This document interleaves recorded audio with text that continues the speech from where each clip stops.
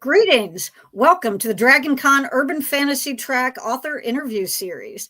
I am joined today by the wonderful and fabulous Olivie Blake. Hi. Hi. Thank you so much for being here.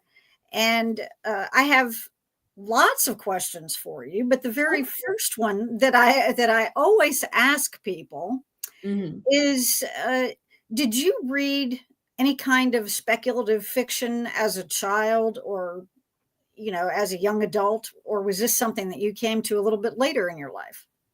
Oh yeah, I was a fantasy girly from the start. I'm a big fan of public libraries, and I used to go to my library. I have to preface, kind of an indoor cat. So I would go to my library and just check out anything that was in the science fiction and fantasy section. I was often not paying attention to whether it was appropriate for my age or not. I often read series out of order. I would buy, when they have the big library sales that was like you could fill a grocery bag with whatever, and it was like $5. So I feel like I was exposed to a very broad variety in terms of quality and age and subject matter. Right. And so fantasy is very much in my heart. I feel like I think also it's hard, especially knowing the things that I write about, not to associate fantasy and especially like female authored fantasy with my understanding of sexuality as well. Like I always have to bring up that one of the first books that is clear in my memory is and of course it has just escaped me, and I'm seeing it in my mind. The Arthurian, the one about all the women, the Mists of Avalon. Yeah. That was like a real foundational one that I probably read too young and then reread many times and grew into it. Yeah. So like that's where I like began, I think. And then also I credit a lot of what really brought me to fantasy to Tamora Pierce, who I was like obsessed with. So. Okay. Now, have you ever been able to meet her? No, people keep asking me that. People are like, have you met Tammy? And I'm like, oh my God, no. Actually, it was V. Schwab, who was already like, it was crazy enough to be talking to V. Schwab. And she's like, yeah. Me, and I was like, girl, who do you think I am? Yeah. Well, I've heard as I said, I've asked this question throughout the many interviews that I've done over the last few years. Gee, thanks, pandemic, but it did make this available to all of us to be able to do this. The one good thing, that's what I always like to say. But she has been mentioned before by other people that I've asked, that she was, as you said, or as you said about Miss of Avalon, kind of a foundational beginning. So I guess she's a good hopping off place for people. Oh gosh, her and of course Diana Wynne Jones, and who am I thinking of? The Patricia C. Reed. One of her anthologies was just like so great. What's that book? Ella Enchanted, that I love so much. Now I'm just like listing off books I loved as a kid. I loved the series of Unfortunate Events. I think that like those sorts of books also taught me how funny I was allowed to be. Like, I think that has informed not just the way I approach fantasy as a genre, but also how I approach tone. So yeah, I was definitely a very big reader, like obsessive reader. So, but I don't remember a lot of it. I think because I read in such high volumes. Sometimes I'm like, did I read that book? Right. I don't know what it was about. Yeah, and it's kind of, when you look back, it's kind of like, well, even if I did, it was long enough ago, and I probably enjoyed it, so I'll read it again. Yeah. Or whatever. So yeah, I completely understand that. Now, to build from then, from that situation, I guess, when did you first decide that, or did you first have an inkling of that becoming a writer was something that you wanted to do? That came much later in life. When I was a kid, like I said, I was really involved in the library, or I guess I shouldn't say involved, but I was in the library. You were there a lot. Yeah. I benefited greatly from the library. And the first book I ever wrote was for the library's writing competition when I was in, I don't know, like 7th grade or something like that. And I won that writing competition. And I remember feeling really proud of it because there were like actual other people who really wanted it. And I had just kind of done it for fun. It was very much a Tamora Pierce, like it was basically Tamora Pierce fan fiction looking back, but it was about like a young man who discovered that he was a chosen one in this like portal fantasy situation. But I remember there was something I had created some grand escape involving a nail file, whatever. But that like that was just like, that was not, yeah.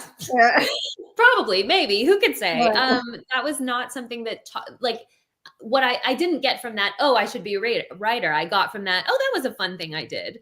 And then my parents, my family is very, you know, college minded. You're going to school, you're going to get a practical degree, study hard and you'll be safe, you know, like it was a very millennial attitude, a very gifted kid attitude that was just like, if you just check all the boxes, then like eventually you'll have a life. And so I decided to major in urban planning and public policy.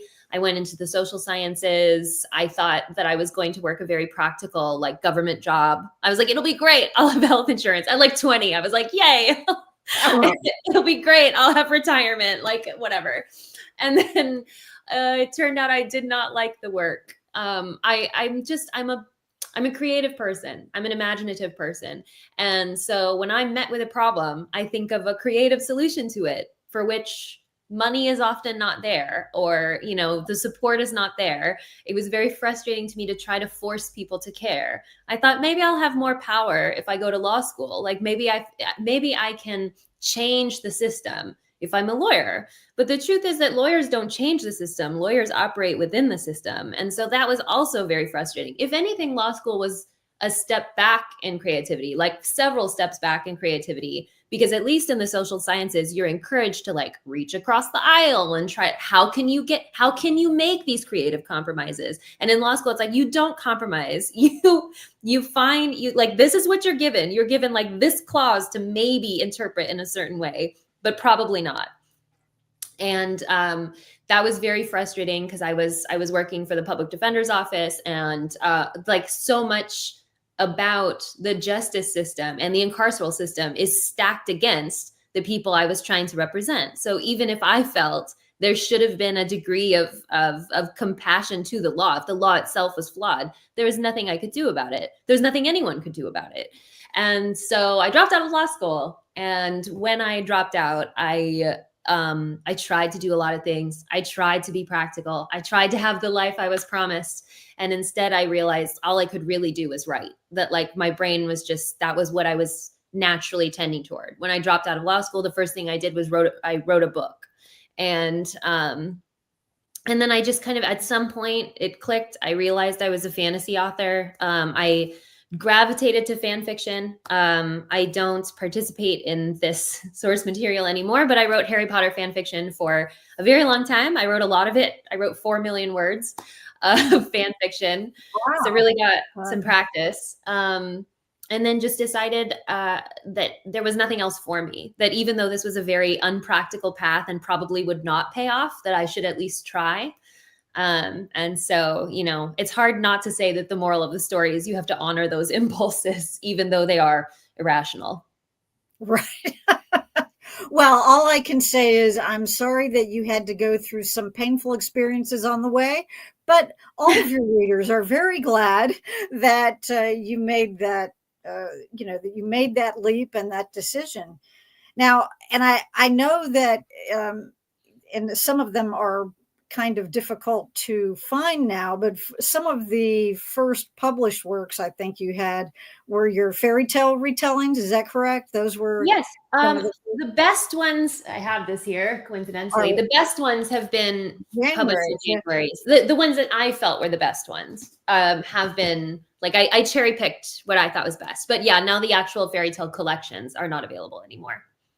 Yeah, I've still got them on my Amazon wish list, watching to see if they pop up as available, because they did at one time. There were people that had that had some, and it's one of those things where, it's there for a day and then the next day it's gone or whatever. But then after discovering that some of them were in Januaries, I thought, okay, well, at least I didn't miss all of it. But I do know that you did some work for a magazine or periodical publication, and then collected those into 2 different anthologies, the Which Way anthologies. Yes. And I have both of them, but the second one is on my e-reader, so I can't really show anybody that one. But then, yes, we've got Grow Your Own Optimist, and I guess the other one is the answer you were looking for is yes. The answer you're looking for is yes. Yeah, yeah. And can you tell us a little bit about those and how those came about? So those are published by Which Way. So Which Way magazine has the digital magazine for its subscribers, and then it also has a publishing arm, and it's a boutique imprint. And most of the stuff is digital, but it was really exciting to be part of the growth of the publishing arm. I know they have other fiction as well. But yeah, my editor at Which Way, Tanya, was like the first person to pay me to write. She read my fan fiction and was like, I have this magazine and I'd really like to do stories in installments, like something to bring people back. I turned out to probably be not the best person for that. I have honestly no idea. I don't know how many people actually came to my work from the magazine, but I have a tendency to overwrite. So when I was serializing stories, they just kept getting longer and longer. And I would keep saying like, Tanya, do you mind if we just if I just wrap this up and then turn it into a book? And she was very generous that way, that she was like, yes, sure. Like make this into whatever you want it to be. So it was such an honor to write for her. She gave me truly no parameters. It just like the stories had to have magic in them. The first anthology contains the best of my like romance stories. So each of the stories in The Answer You Are Looking For is Yes revolves around a romantic relationship. And then Grow Your Own Optimist is made up of the stories I wrote for Which Way magazine over the course of the pandemic. So I wrote them when obviously we were all confined to our homes, and I was also pregnant during the time I was writing. So it was, all the stories are like, they're not quite as romantic. They are much more contemplative. They're much more existential. There's a sense of like what I think we were all doing, which was like, how do we make the best of this? And how do we find some value in the collective when we are apart? So I was experimenting with a lot of different forms. There's like emails back and forth. One of the stories. Another one is like a what's the word? Like an oral history. I was trying to play with things when I physically could not go out into the world. So they have very different like moods and attitudes. But yeah, it was when Tanya said she wanted to do the first one, I was so excited, and she wanted to do another one. I was like, yes, wonderful. So it was just really great opportunities. Yes, and I did get to read a story out of this Grow Your Own Optimist, and yes, that was a good one. It was interesting. So right, yes, the first story in that one, I forgot it. I was so excited about that one because I had the idea to tell a story from first person plural that I wanted to write we. Yeah, there you go. Yeah, and it ended up being this like story about a reality show that I was very much figuring out as I went. But yeah, that was a fun one. Yeah, it was a good lead in. That's for sure. A good way, to get people in. My short form is very experiment. It's very much like I came to it from how could I tell this story, or like how can I structure this story?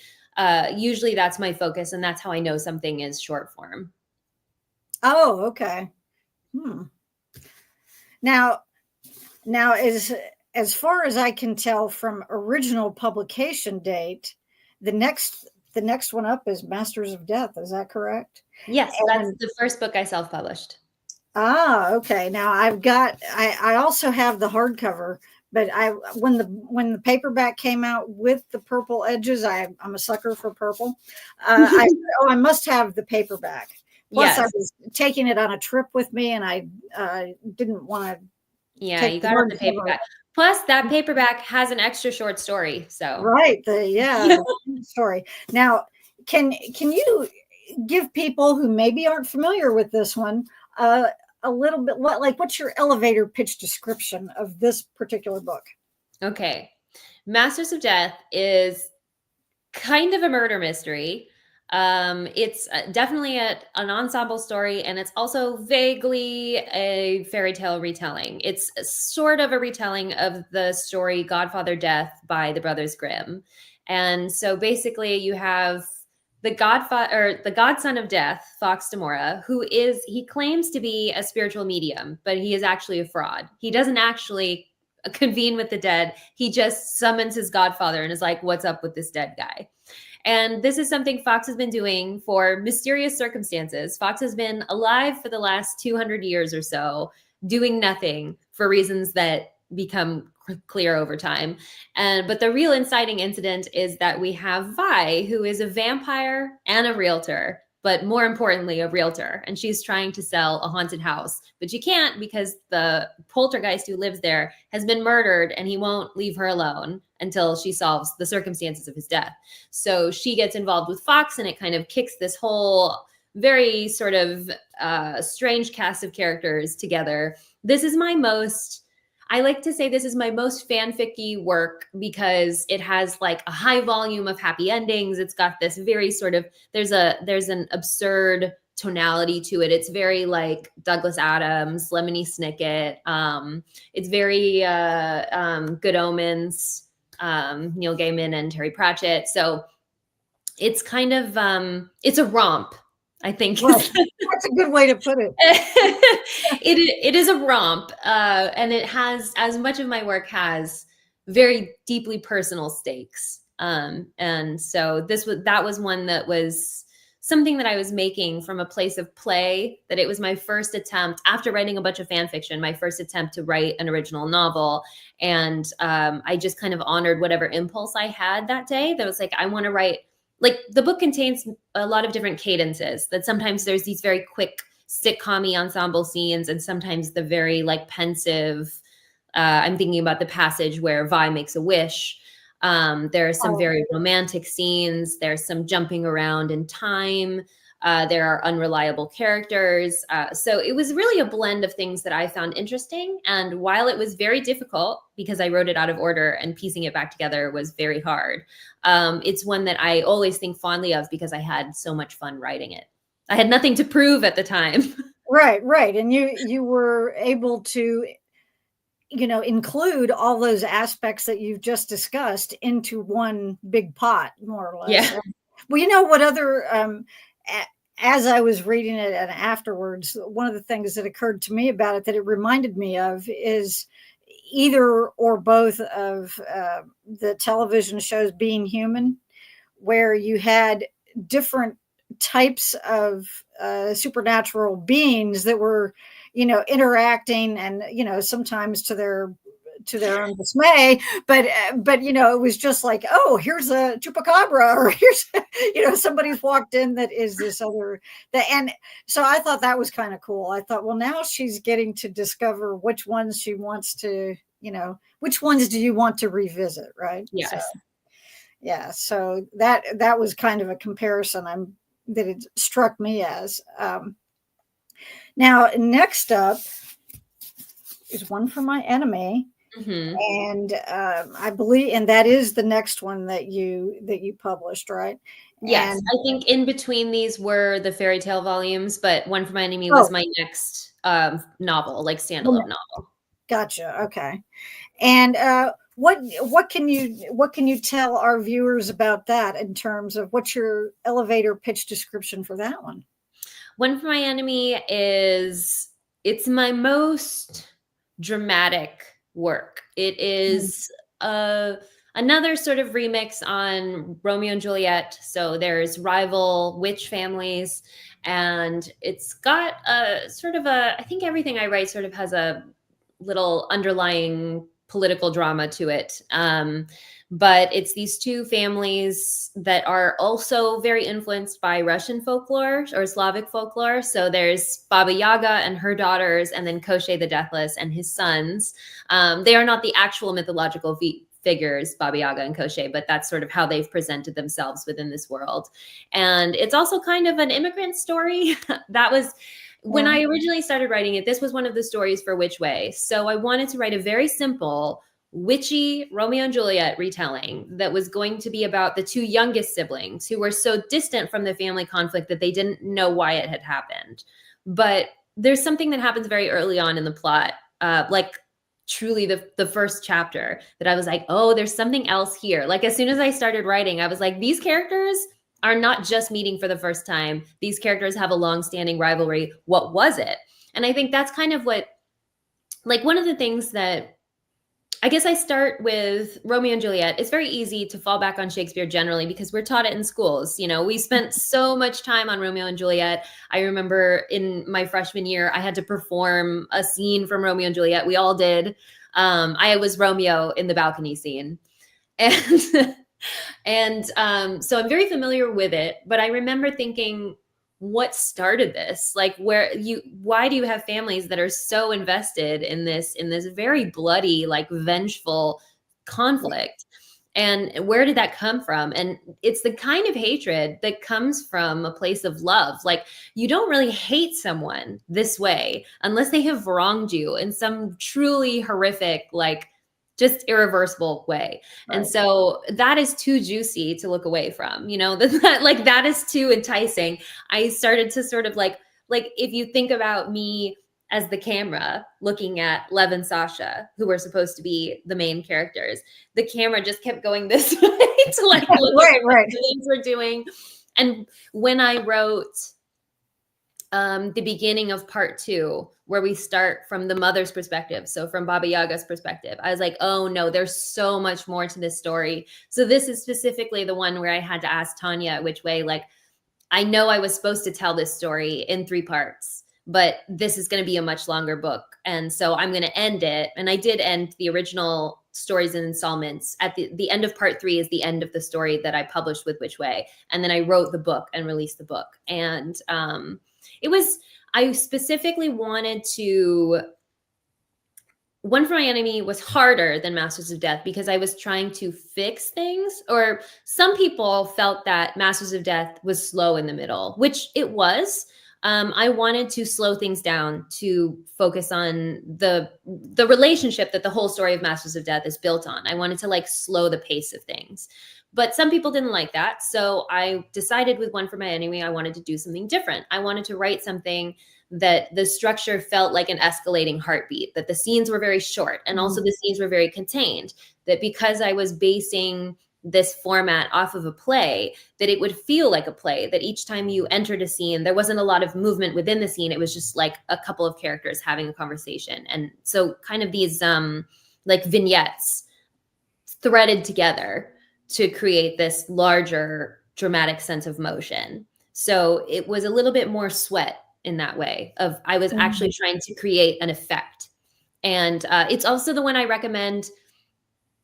It's the most, I mean, there is an element of romance to all of my books. There's certainly like a sensual aspect to all of my books, but people who love romantasy should read One for My Enemy. Like that is, I think, the most romantasy book. That's a good point. I hadn't thought about it that way, but I completely understand what you mean by that. And I will say that when finding out what the source of at least some of the what became true animosity, when finding out what the source of that was, it was a big surprise. So you really got me there. So yeah, that's good. Which I always like it when people get me. You know, yes. when I don't guess things way ahead of time. Mm-hmm. And yes, the Shakespearean parallels are lovely. So I say that as a Shakespeare fan. Now, your next one, which I believe was the next one that you had published, was my French is probably atrocious, but the La Petite Mort. My French is not good either, but yeah, La Petite Mort. That one was also for Which Way. Oh, that's right. Mm-hmm. Okay. Yeah. And that one, is not in these anthologies, though, the printed version. No, that one is a standalone novella. Yes. Yeah. So Tanya, my editor, lives in or lived in at the time, New Orleans, and she wanted me to write a New Orleans story. And it was not something. So this was a specific request, which I don't normally take, but as you can tell, I felt I owed Tanya a lot. Right. And it was challenging to write this story without being physically in New Orleans. Right, because there's something about that place that is Yes, New Orleans is still a there. very specific place, and I am not confident in the sensory details are strong. That I would like to go back and then like maybe rewrite certain scenes just to get the smells right, and the climate. Just sometimes like sensory details have to be right. You have to feel like you're in the right place, and sometimes I wonder if I achieve that, but certainly New Orleans mythology is very interesting, and playing with that was really fun. And I also looked through a lot of New Orleans real estate trying to design the structure of this house. So yeah, there was a lot of research that went into this one, but it was written in installments. So it was 5 installments, and then I put them together and we published them. So this one did not have too many changes. Okay. And it is available as an ebook, as a standalone. So it is, yeah. So that one is published by Which Way Publishing. So that's the same boutique imprint. Gotcha. And and as far as the elevator pitch description goes, we got vampires. Yeah, that's all you need to know. It's New Orleans. There's vampires in New Orleans. Yeah. Yeah. The casket girls were a big aspect of that. And it was fun. I think if it would make a good TV show. I mean, obviously Anne Rice thought so. Right, exactly. And several other people besides her, but yes. Yeah. Yes. Definitely. That would be a fun one. I would watch it for sure. Now, your next books. Oh, sorry. I did just remember something. Sure. Tanya asked me to write a vampire novel set in New Orleans. And I said, I will only do that if I can write a female vampire. I will not write. I specifically did not want to do the Anne Rice thing. And I wanted to focus on like a coven of lady vampires. So in that sense, it is a little bit different. All right, people, go now to your e-readers and go get this book. That's a lady vampire. Now, your next book, or series of books, I should say, actually have kind of there's a very interesting publishing history. And from what I can gather, you were quite the book talk sensation for the Atlas 6. And but I'd like for you, if you don't mind, to just explain a little bit how all of that occurred, just because I really don't know that story myself, but also, and I'm very curious. But also my question for you is, when you first wrote the Atlas 6, did you see that as being part of a series, or was your idea initially to have it be a standalone, as most of the rest of your work is? So I used to say that I was a character first writer, and certainly character is very important to me, but I actually think I'm a structure first writer, like a form first. If I don't understand how I'm going to tell the story, I don't tell it. And so with Atlas specifically, I wanted to write a trilogy. I knew I wanted to spend a lot of time with characters and figure out what that was like to tell a longer story and to go like deeper than I had in standalones. And so I knew going in that it was going to be 3 books. When I originally wrote some of these characters, so some of the characters in the Atlas 6, I originally conceived of as part of what was going to be a very basic portal fantasy, like good versus evil. They went to a university that was called like Doors University, where they walk through a door. Like it was very derivative. It was one of the first things I wrote. It was called The Righteous Heirs of Petty Fortune, which I stand by as a title. But I finished it And I thought, this is boring and I can't possibly do this for, I think I had intended it to be a quartet. And I was like, I cannot possibly write this for 4 books. I'm already bored. And so I put it aside for a while. But I kind of kept returning to certain character dynamics, certain ideas. I had there was an element of time travel and I'm given to philosophy. I'm very interested in philosophy. I wanted to talk a little bit about determinism and to look at I wanted to look at things in a more complex way. So, and also my husband, who is a physics teacher, had specifically asked me at that point.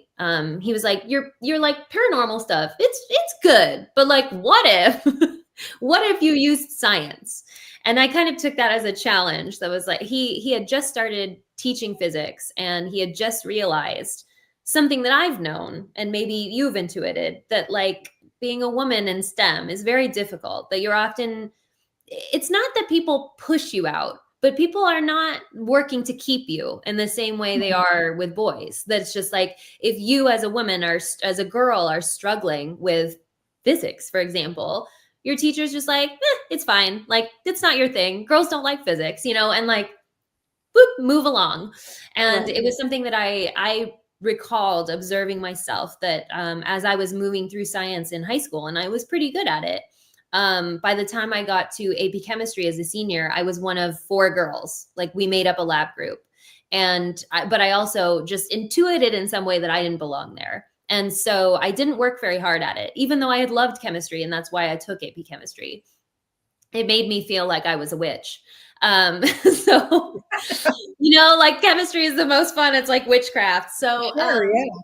but and it wasn't until my husband was saying that, like, the girls in his class, he's like, I don't understand why they think they can't do this. And I was like, oh, I do. I understand completely that their math teachers are not enthusiastic about their learning. They're not pushing them the way that they could be pushed. I remember that I had a teacher, it was my econ teacher.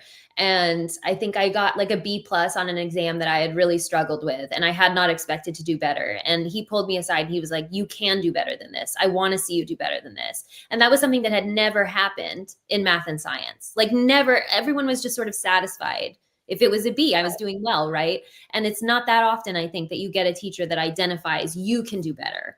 And so when my husband was doing that for his female students, they were kind of pushing back. They were like, well, I don't know. This isn't my thing. I like to read. I'm an English girl, like, and so he was like, can you write something that brings women to science or makes women feel they belong in science? And I was like, sure, dude. Like, Yeah, of course. so yeah. So with My Mechanical Romance, which is a young adult book I wrote under the byline Alexine Farrell Flomuth, which is my real name. Don't call me that, though. I don't really like it. It's people. It's so that was my attempt to like make science romantic. That I think there's lots of, rom-coms have really romanticized certain careers, right? Like, they make journalism look sexy, or they make wedding planning look fun. And so I was like, what if we use this setting to make robotics look sexy, or like, to make engineering seem like a reason to get close to someone. Right. Yeah. If they can do it for ceramics, I can do it for robotics. And so that was one element of it. And then I wrote the Atlas 6 to make science like sexy, like sensual. That every time they were doing magic that was very heavily science-based, it would be in this very like sort of erotic setting.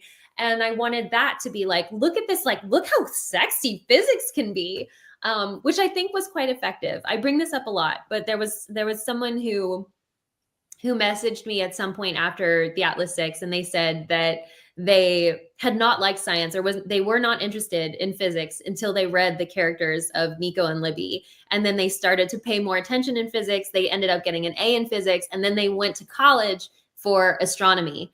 And I was like, Oh, wow. I have won marriage. I did it. Like, Yeah. like, to that to me was a huge win. And Sure.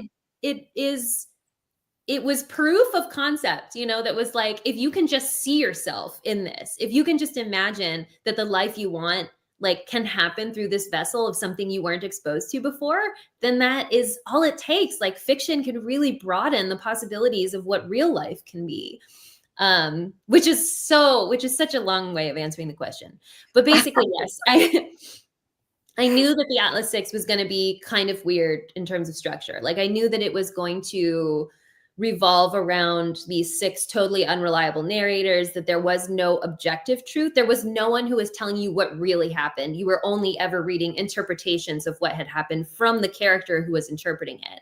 And I knew that that it was going to essentially be this 6-person like family drama, but also really weird romance. Like every single character had a very charged relationship with every single other character. They would all bring out the best and worst in each other in different ways.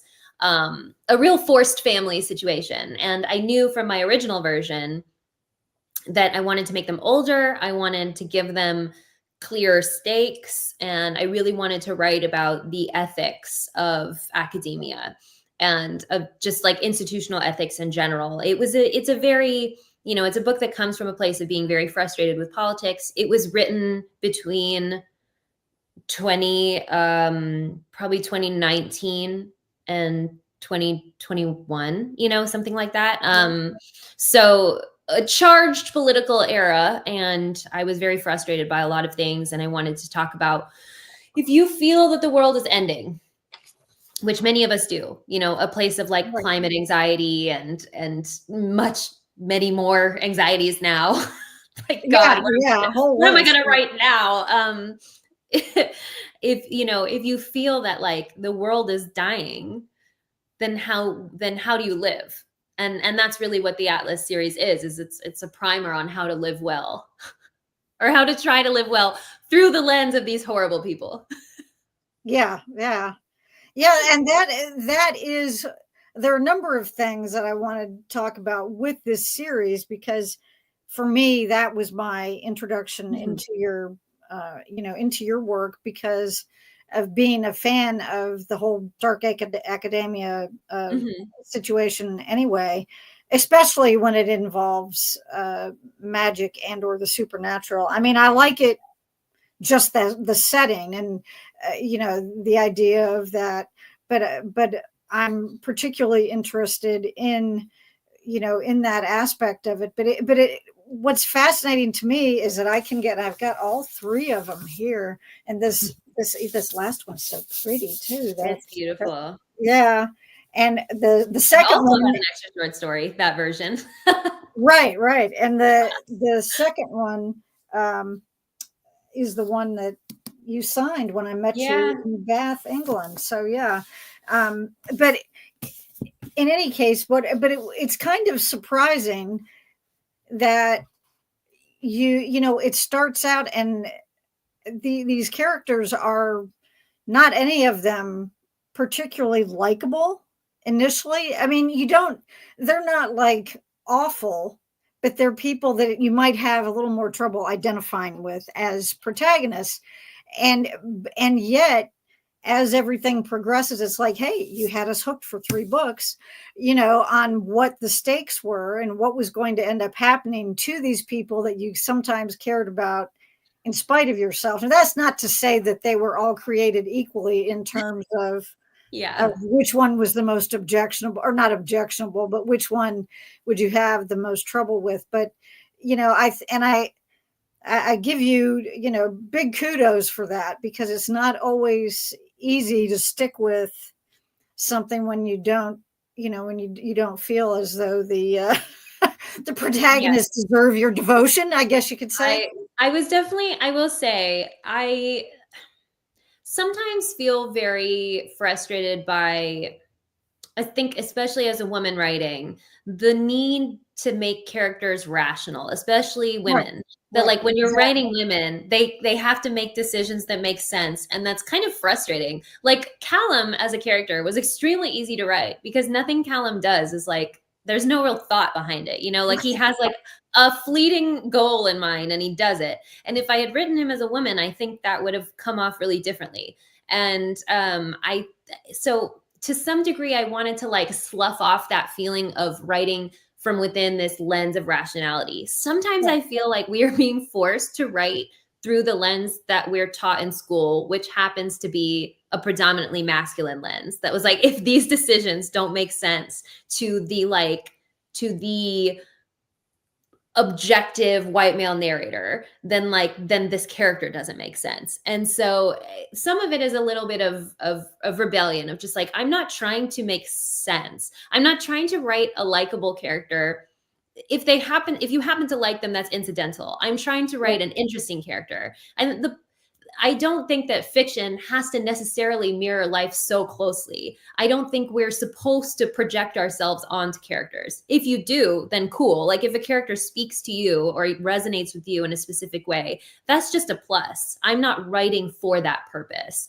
And it was really interesting to see people like identify Libby, for example, who is a character that I created Libby in an almost ironic way. That was like, this is a character who in any other book would be a hero. In any other book, this would be the chosen one.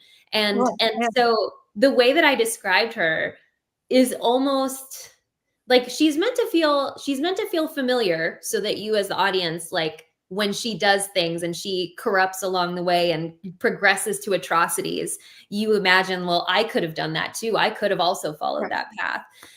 But she's also kind of like, all the characters in the beginning are like, this girl is annoying. Right. Yeah. Little sister, or your best friend's little sister, or whatever. Yeah. So it was really funny to me when in the beginning, some people were like, oh, this is such a Mary Sue. She's so perfect. And I was like, in what way? Everyone thinks she's annoying. Yeah, you're like, just wait, people, just wait. Yeah. Or there were people who were like, this is obviously the author's self-insert. Like, if I were writing myself into it, I'm not sure this would be how I would do it. Yeah. But anyway, so it was a really fun, like, it was, to me, what I was trying to do was subvert a lot of really common archetypes, really common like relationship dynamics. Like Nico and Libby also are a relationship that in any other book would play out very, very predictably. And I didn't want to do that. I wanted to, part of doing this as a trilogy and as an extended story and spending extra time with the characters was the ability to do something different with them and show these varying facets of what love can be and how it can go wrong, and this, just the spectrum of the kinds of relationships you can have with people and how people can bring you to your best or worst, regardless of whether you love or care about them. I think I really was writing about, like, if the world is dying, then your relationship with other people is still what matters, and who you are to other people matters. And so in order to make that point, I had to kind of put people together who were terrible together. You know, like I think Libby and Callum and their dislike of each other, which is very valid. It's like, right. But they motivate each other in kind of a weird way. And so being able to do that with put any two characters together and be like, why does this character rub this character this way? Or why does this happen? It's just very much looking at, like, what do you mean to other people? And can you ever really exist as an individual without having stakes in someone else's life? Yeah, kind of the way I see the characters in that book, especially the six, if we want to. I mean, there are other important characters as well. I mean, Atlas himself and some others, but the fact that they strike me as being like six pieces of a pie. Yeah, and you can take one out, and the pie's partially eaten or gone or whatever, but they all have a distinct role, and they do affect the other, and yet that morphs over the course of the three books. And I find that aspect of it just fascinating too. And one of the things that I particularly like about this series, and about I guess the overall dark academia subgenre, if you want to call it that, as a whole, is that what you've done here is you've made magic the equivalent of the knowledge which is also the power. And the very first book is the knowledge is carnage. We had a panel a couple of years ago at at Dragon Con about the dark academia subgenre, and I did mention you several times, and Thank and you. and mentioned that tagline, and I thought, because that's perfect, it's a perfect lead in. But I thought that was a very interesting way to look at it, because when you're talking about the setting being academia, it makes sense that knowledge, if it's a non-magical approach, if you're taking something like The Secret History or any of the many others that don't involve any, you know, paranormal slash supernatural elements at all, then, it's still that's the kind of thing that they want, is the knowledge. But when it's equated with magic, it's just, to me, it adds even an extra level, because there's even more you can do with it, as I'm sure you Yeah. discovered. That, can you tell us a little bit about the about what the publishing history was for that one? That, I mean, I know it was a big, as I said, some kind of book talk sensation. Is that correct? I mean, I'm not on TikTok, but yes. Yeah, I mean, I'm not either. And, but when I heard about this, and I thought, okay, well, and there are a lot of people who I know have, tried to get involved because of that, because of the fact that there are so many book people on there now. But I think it's cool that it got that recognition in that way. And um, probably, Absolutely. it probably drew a lot of people to it that maybe wouldn't have seen it before. So It did. I mean, I always have to say, TikTok as an algorithm is flawed. TikTok, I think we already know it emphasizes, white, attractive, thin right, perspectives. And so, of course, there are limits to what a book talk book means. But it's fundamentally a community. And, the thing that sold the Atlas 6 is the same thing that has always worked in publishing, which is word of mouth. And of course, TikTok, because it has such incredible techniques for virality. It makes sense to me in an objective way that this happens, that there are these sensations, that things really catch like wildfire. right, The fact that it was my book is I can't really speak to that. right. I was not on TikTok. I was pregnant. Like the day that everything kind of broke loose, I was actually physically in labor. So Oh, wow. yeah, someone messaged me to be like, just so you know, this is going viral, or you're all over TikTok. And I was like, okay, cool. Well, I've been in labor for 48 hours. Oh, So God. You're like, I'll talk to you later. I've got yeah, something I need to birth okay, right cool. now. Yeah. But that is But an interesting metaphor. Yeah. yeah, I know. And so it is very wild. And one thing, I'm so lucky and I'm so grateful, but sometimes that gratitude is such a weight, because I feel like TikTok gave me this career, and what will happen to me if they take it away? Oh, well, um I think that what happens in those situations, I mean, anybody who's read your work knows that that's not going to be the case. Trust me. well, But well, thank you. Certainly a lot of work went into it. I will, though, when I said earlier that One for My Enemy is a good book for romantasy readers, the Atlas series is not good for romantasy readers. no.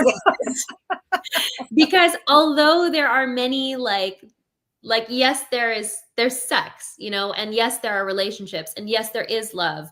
That's not the purpose. It is not a romantic series. What it is doing, read Knowledge is Carnage, is really talking about, when is power real, and is power ever really worth striving for? And the tagline that I wanted to put on book 3 was, power is a body count, because either power is imagined, academic power is not real. Academia is speaking to the same 12 people, right? There's no real impact. Maybe there was in a different era, but No, at this you're right. point, academia is not doing much. Even science as an institution right now is struggling to maintain legitimacy, so that power is not real. The power that is real is exploitation. And so how do you, how can these characters go into the story romanticizing what power is and what knowledge is? And then to try to make that real and more concrete means that, there's character death on the page. There is there is a real sense of disappointment and what do you do from there, and there is a real disillusionment as well. So this is not for the romantasy readers. This is for people who like to think. Yeah. And No, I'm so sorry. I don't mean to suggest that romantasy readers don't like to think. It's just that it's for people who like love to think, who are like, I really want to follow this storyline and be surprised and be like taken aback by what's going to happen. This is not an escapist read. And I think it's true that every character does something surprising, whether for good or ill. And you know, it's a matter of thinking about different things. Yes. Yeah. It's a very, I say the first book is the physics book, the second book is the psychology book, and the third book is the philosophy book.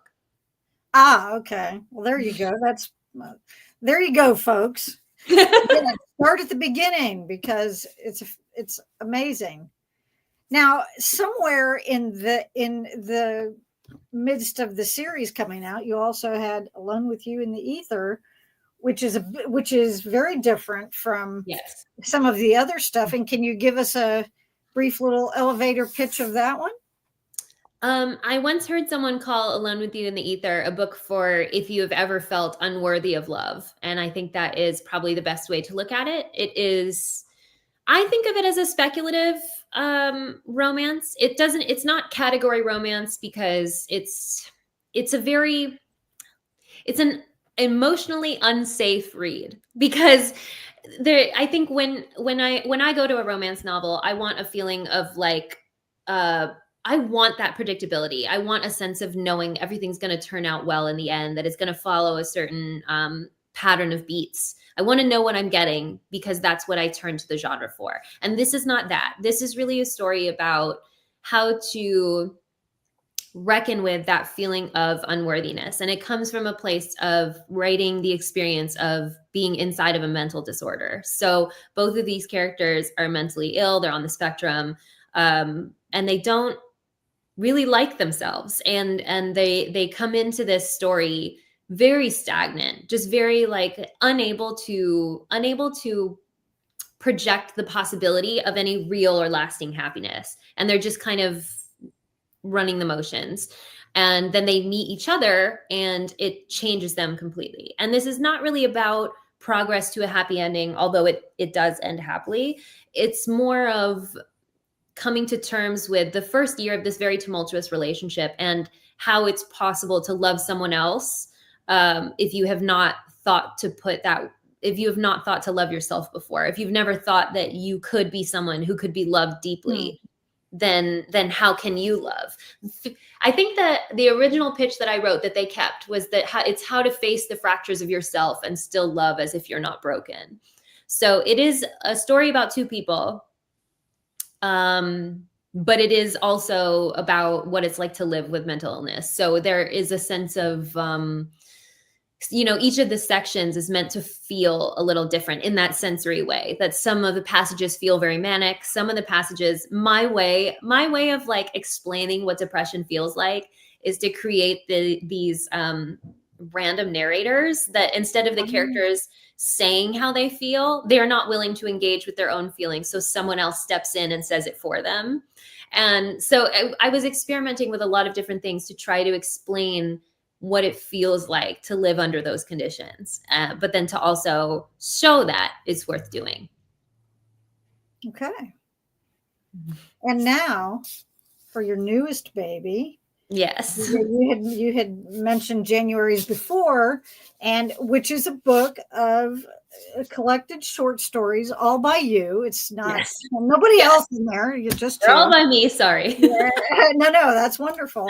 And we should mention that you do also have your vlog, I guess if you want to call it that, of the Olivie Blake is not writing, and you do talk about Januaries in the most recent one, which I think was in the end of September or something like that. Yeah, I did just do another one, and I'll post that at some point. But yes, I talked about Januaries some more, so still true. Yeah, and what can you tell our readers about January? Which I want to say, it says here stories of love, magic, and betrayal. But I also want to point out that this book is tactically very very satisfying because I it's love a the matte cover. Yeah. yeah. Oh my gosh, it's just gorgeous, and you can feel it. So And anyway, the art inside is really beautiful too. Pole of at Pole Arts is just a fantastic illustrator. I normally work with the illustrator Lil Kimura, but she's busy. Wink, wink. We're yeah. doing something else. So, Ah, yeah. okay. So I was really, really honored to work with Poe on this. She did an amazing job. And yeah, Januaries is my collection of short stories and novellas that I have written over the course of approximately a decade, a little less than that. But it's, I joke that it's my Eras tour because that's like the closest pop culture shorthand. That is just like stories that I collected over time, Yeah. including, they're about half old stories and half new. And I think it's really interesting. Arranging the stories was the hardest part, like trying to figure out for I Yeah. so I knew I was going to pull the best of the fairy tale collection stories, and I was going to call the collection Lover because the third fairy tale collection was called The Lover's Grimm, and I thought Lover kind of like wrapped it up. And then my editor really wanted to name it after A Year in January, which is the final story in the collection. And I placed it as the final story. She felt that the title Januaries kind of just was collectively what the stories came together to be.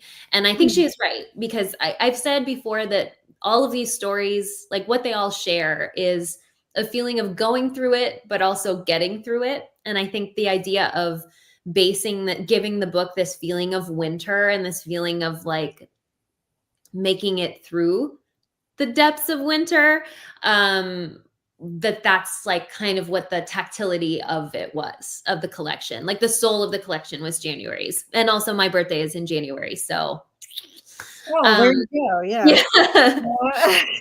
That sounds like Yeah. a perfect reason Yes. to call it that. And you had mentioned in that your most recently Mhm. published, or that the one that I saw anyway, the of your vlog was that people had called it bedtime stories for adults, Yes, it and definitely is bedtime stories for adults. yeah, yeah, and so that's kind of an interesting idea. And you've written some short stories for a few other anthologies. And one of the questions I wanted to ask you is, how does your approach to writing short fiction, um, primarily short stories, I believe, um, differ from that of writing novels? I mean, you had said earlier that when you start with an idea, if it seems as though it's breaking out longer, then that's how you know that it's going to be something besides just a short story. But how can you, Oh, what, actually the opposite. If I know the ending, then I know it's a short story because okay. so like if when I sit down to write something, I have no idea where it's going, then it's probably a novel. Then it's something that I have to like discovery write my way through. But if I know what the plot twist is, or I know what the kind of like, to me, every short story has kind of like a gotcha. And if I know the gotcha, then I know, then it's a short story. Okay. Well, that's a good approach, because the you do have to, everything has to be so much more compact. And I did, you had mentioned My Mechanical Romance, and I also wanted to give a plug for Twelfth Night as Yes. well, for your YA titles, and to congratulate you, which I meant to do earlier, that was a Jenna, right? Was it not a? It was Reese. It was Reese's book yeah, club pick. Yes. the summer book club YA pick, and so congratulations for that. And yes, so people can track those down if they if they would like. And It's true. yeah, please do. You'll Yes. find them everywhere. Yeah. and they do get I mean, they both get mentioned a lot, and especially Twelfth Night. I was thrilled when I saw that, because I get the emails from her book club. I can kind of keep tabs on what they're doing, Oh yeah, that's and great. I saw that, and I was like, "Oh my gosh, that is so great!" I was so excited for you, and Thank you. anyway, so congratulations. And now I have just a couple more questions, if that's okay. We're running out of time. I do have Yeah, to go. okay. Yeah. Okay, I'm sorry. And what can we just quickly tell people what's next for you? I know about Gifted and Talented, and I have an e-arc, and I'm very excited about that. Yeah, I think I've got a copy over here. Okay. Yes. So next year, I have 2 books coming out. The first is Gifted and Talented, which is basically Succession, but with magic. It's 3 siblings who are having personal and magical crises in their lives come together for their father's funeral. And then there is, in the fall, Girl Dinner, which is my satire about a cannibal sorority. So this is not a horror novel. There's no gore. It's more like, who are they going to eat at the end of the semester? So, Oh my gosh, I mean, that to me, that sounds appalling and hysterical at the same time. yeah, Which is the point? my hope is that it's funny. Both of these books are like, some people have been misusing the word dark. They're not dark, but they are Black comedies. Like there is a morbid humor to both of these. Gotcha. Well, Olivie, I appreciate so much you taking the time today. And I know you have a very busy schedule and you travel the world, which thankfully you do, because that's how I got to meet you. Yes. And one of these days, maybe you'll come back to the southeast part of the country and I'll be able to come see you again and get my big stack of books signed. Absolutely. Yeah, It'll be my pleasure. yes, well, I appreciate it so much. And for our viewers, please check out all of her books. They're wonderful. And also for upcoming events, we have next week a panel discussing the Winona Earp Tales from Purgatory Audible drama, which will be on Tuesday evening at 8 o'clock. That's live. And then the week after, on the 19th, we'll have a live panel discussing Agatha All Along. So please join us for those of you who can. Olivie, thank you so much. I appreciate it. And I know that after hearing all this, many people who have not read your books are going to go out and get them all. Thanks so much for having me. Certainly. Bye, all.